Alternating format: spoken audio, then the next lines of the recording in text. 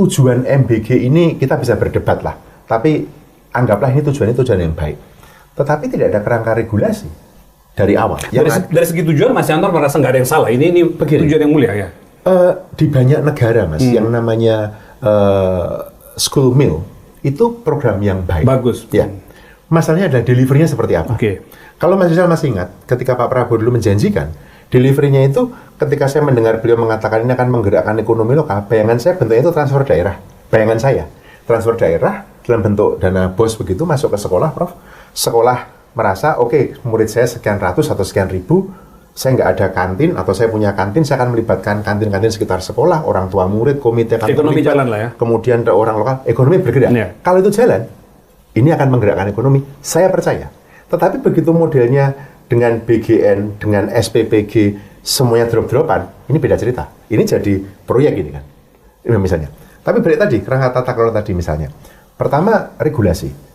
Regulasi mengenai makan bergizi gratis itu baru muncul jauh setelahnya.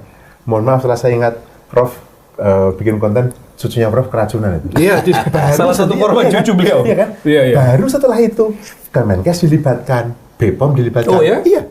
Jadi MBG itu berjalan dari awal itu hanya dengan perpres kelembagaan BGN-nya. Nggak ada perpres tentang MBG-nya, apa Inpres juga tidak ada. Oh iya, dasar institusinya waktu itu yang kita bahas. Nggak ada itu. Nah, apalagi kerangka institusi. Siapa melakukan apa, kapan? BGN. Lah, Kemenkes nggak dilibatkan, BPOM nggak dilibatkan. Baru dilibatkan setelah Prof. Mohon maaf, Prof, kalau cucunya Prof dulu nggak keracunan, barangkali juga nggak dilibatkan.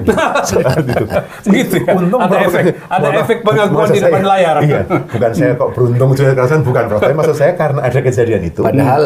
Padahal waktu itu saya tidak mau mengumumkan karena ditanya aja. Oh iya, cucu saya juga kena. Gitu. Lalu jadi rame. Lalu kemudian evaluasi. Evaluasinya, kapan dia nggak berhasil sih MBG ini? Ya kan, evaluasi itu kan diukur berdasarkan kriteria yang disepakati atau ditargetkan di depan. MBG katanya meningkatkan prestasi siswa. Lah, gimana ngukurnya? MBG katanya meningkatkan semangat anak belajar ke sekolah. Gimana ngukurnya? MBG meningkatkan dan lain-lain. Nah, kerangka yang sama, Mas Rizal, bisa kita pakai untuk program yang lain. Koperasi Desa Merah Putih, Sekolah Rakyat, Sekolah Rakyat, Food Estate, dan lain-lain.